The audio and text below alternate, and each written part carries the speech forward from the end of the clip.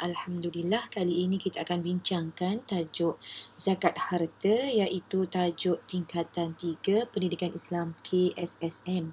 Kita mulakan dengan kewajipan menunaikan zakat harta sebagaimana firman Allah dalam surah At-Taubah, iaitu surah ke-9 ayat 103. A'udzu billahi minasyaitonir rajim. Khudh min amwalihim shadaqatan tutahhiruhum wa tuzakkihim biha. Ambillah sebahagian dari harta mereka menjadi sedekah, yakni zakat, supaya dengannya engkau membersihkan mereka dari dosa dan mensucikan mereka dari akhlak yang buruk. Seterusnya, adakah semua harta wajib dizakatkan? Ya, hanya harta-harta tertentu sahaja. Okey, iaitu yang pertama ialah tanaman dan buah-buahan, binatang ternak, emas, perak, mata wang, perniagaan ataupun hasil perniagaan dan juga galian dan rikas. Baiklah, kita tengok satu persatu apa yang dimaksudkan dengan jenis-jenis harta ini. Tanaman dan juga buah-buahan maksudnya ialah makanan asasi bagi sesebuah negara. Apa makanan asasi bagi Malaysia? Okey, bagus. Semuanya kita makan nasi, iaitu pokoknya dari pokok padi.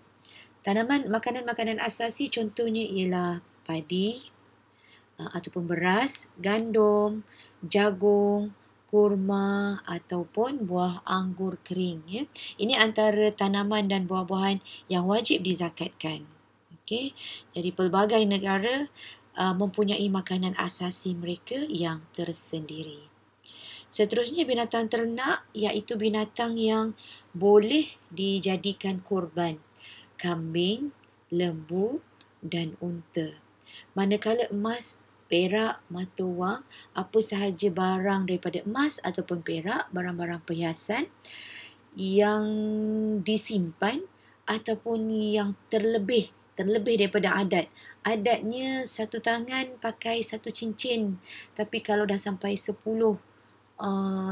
cincin ataupun 20 cincin lebih daripada adat, maka wajib dizakatkan.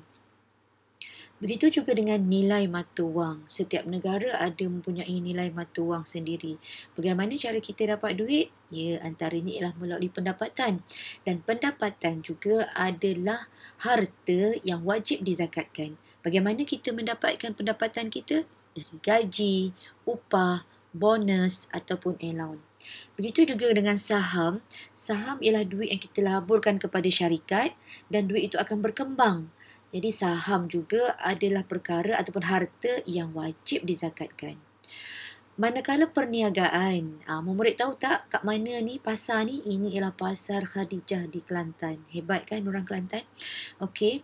Apa juga bentuk perniagaan, sama ada perniagaan kecil ataupun besar, jual sayur, keropok, burger, nasi lemak, kenderaan, pakaian, apa sahaja bentuk perniagaan, maka apabila cukup kadar nisabnya ataupun cukup kadar minimanya dan cukup haulnya, tempohnya, maka wajib dikeluarkan zakat. Seterusnya ialah galian dan rikas. Galian ialah benda yang digali daripada perut bumi, ya, seperti petroleum, biji timah. Ya. Rikas ialah harta yang tersimpan dalam tanah, mungkin harta wang lama-lama. Jadi kalau kita terjumpa harta yang ada dalam tanah ni, dia bukannya menjadi milik kita semua, ya, mesti wajib dikeluarkan zakat. Okey. Murid-murid, seterusnya kita lihat syarat wajib mengeluarkan zakat. Iaitu yang pertama mestilah Islam, orang Islam. Orang bukan Islam tidak wajib mengeluarkan zakat, tapi mereka wajib membayar cukai pendapatan. Cukup haul maksudnya cukup tempoh, ya. Cukup tempoh kiraannya setahun, ya. Bila kita simpan ikut kiraan tempoh yang kita simpan ataupun memiliki barang-barang tersebut. Cukup nisab ialah cukup kadar minima, berapa banyak barang yang kita ada, kadar minima yang mewajibkan kita mengeluarkan zakat. Sempurna milik pula ialah harta itu mestilah milik kita sendiri, bukan yang kita pinjam ataupun bukan orang lain punya, ya. Mesti sempurna milik. Dan yang kelima ialah merdeka. Orang yang wajib mengeluarkan zakat itu adalah orang Islam yang merdeka. Baiklah, kita tengok aspek seterusnya. Setiap barang-barang ataupun setiap harta, 5 jenis harta tadi yang wajib dizakatkan, kita nak tengok dari aspek maksud, contoh atau jenis, nisab, kadar nisabnya iaitu kadar minima yang wajib dizakatkan, kadar zakat yang kita kena keluarkan, ya. Dan juga ada beberapa perkara yang mempunyai syarat-syarat wajib juga. Okey, kita tengok tanaman dan juga buah-buahan. Dia adalah makanan asasi ataupun tanaman ruji, ataupun makanan asasi ataupun makanan ruji sesebuah tempat. Contohnya padi, gandum, jagung, kurma, anggur kering, ya. Berapa kadar minimanya? 5 ausap iaitu 363 gantang Malaysia bersamaan dengan 1,300 kilogram. Kalau petani kita menuai padi seberat 1,300 gram, maka wajib dikeluarkan zakat. Berapa kadarnya?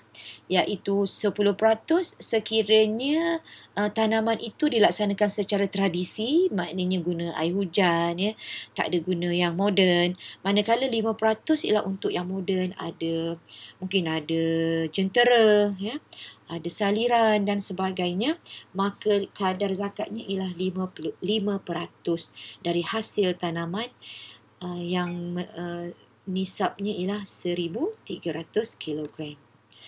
Seterusnya, binatang ternak ialah binatang yang boleh dibuat korban. Contohnya ialah kambing, lembu, unta. Nisabnya ialah bagi kambing 40 ekor. Maknanya kalau kita membela minima 40 ekor kambing, maka wajib dikeluarkan zakatnya, ya. Lembu pula 30 ekor, manakala unta ialah 5 ekor. Berapa nak dikeluarkan zakat? Seekor sahaja, ya. Dan mesti dalam usia melebihi daripada 1 tahun yang ke atas. Lembu setahun yang ke atas, unta telah berusia setahun ke atas, manakala kambing ialah 2 tahun ke atas. Antara syaratnya ialah binatang tersebut adalah binatang ternak yang memang diternak untuk dihasilkan tenusu, daging dan sebagainya di padang yang terbuka, dan bukan untuk dijadikan binatang yang membantu kerja-kerja seperti membajak, mengangkut barang, dijadikan kenderaan dan sebagainya, ya. Okey, untuk emas dan perak juga, contoh barang hartanya ialah emas, perak dan mata wang. Nisab ataupun kadar minima yang perlu dizakatkan ialah bagi emas 20 miskal bersamaan 85 gram emas. Kalau kita ada emas seberat 85 gram yang disimpan tidak dipakai, maka wajib dizakatkan. Tapi kalau dah melebihi daripada adat, melebihi daripada segi uruf dipanggil, ya, maka wajib juga dizakatkan walaupun dipakai semuanya. Manakala perak pula ialah 200 dirham iaitu bersamaan dengan 595 gram. Mata wang pula sama nilai dengan emas. Kalau kita mempunyai nilai mata wang 85 gram, katalah, ya, 85 gram bersamaan dengan 1,500 ataupun 85 gram bersamaan dengan 10,000, maksudnya kalau kita ada duit 10,000 sama nilai dengan 85 gram emas tadi, maka wajiblah kita mengeluarkan zakat. Berapa kadar zakatnya? 2.5% dari harta yang kita ada. Tak banyak pun, 2.5% sahaja. Okey, hasil perniagaan, contohnya mungkin dari segi barangan, jual kasut, jual produk ataupun perkhidmatan, ya. Mungkin ada perkhidmatan spa, ya, perkhidmatan makeup, perkhidmatan berbekam dan sebagainya, perkhidmatan banyak servis, ya, teksi, itu juga perkhidmatan. Dan jika dia mempunyai nisab iaitu 85 gram emas, maknanya sama nilai hasil perniagaan kita itu mempunyai nilai sama nilai dengan harga emas seberat 85 gram, maka wajiblah kita membayar zakat dengan kadar 2.5%. juga, ya. Dengan antara syaratnya mestilah kita niatkan perniagaan itu untuk dizakatkan, dan perniagaan itu mestilah perniagaan yang halal dan juga boleh menjana pendapatan, dan hasil perniagaan ataupun pendapatan itu diperoleh daripada urus niaga pembelian ataupun urus niaga sewa, jual beli dan sewa, dan bukannya untuk kepentingan peribadi. Maknanya kita menjual, ya, untuk kepentingan masyarakat. Seterusnya, yang dikatakan galian dan rikas ialah harta yang diambil dari perut bumi yang tertanam dalam tanah. Ya. Contohnya petroleum, biji timah ataupun harta-harta lama yang tertanam dalam tanah. Sama juga berapa banyak kalau kita jumpa harta itu sikit sangat, tak sampai kadarnya sama nilai dengan emas seberat 85 gram, maka tak wajib zakat. Tapi sekiranya jaranglah kan, petroleum mesti mahal, ya. Kalau kita gali biji timah pun mesti mahal. Jadi zakatnya ialah kadarnya ialah sama berat, sama nilai dengan harga emas seberat 85 gram, dan bayarannya, kadar zakatnya ialah untuk galian 2.5%, manakala untuk rikas ialah 20%. Kalau kita jumpa harta-harta tersembunyi, bukannya 100% kita ambil, 20% wajib dizakatkan. Hanya 80% saja yang kita ambil. Inilah yang dikatakan menyuci, membersih dan menyuburkan lagi harta tersebut. Alhamdulillah. Murid-murid, alhamdulillah kita telah pun selesai tajuk zakat ini. Semoga ada kebaikannya. Boleh rujuk dalam buku teks, ya. Terima kasih. Assalamualaikum warahmatullahi wabarakatuh.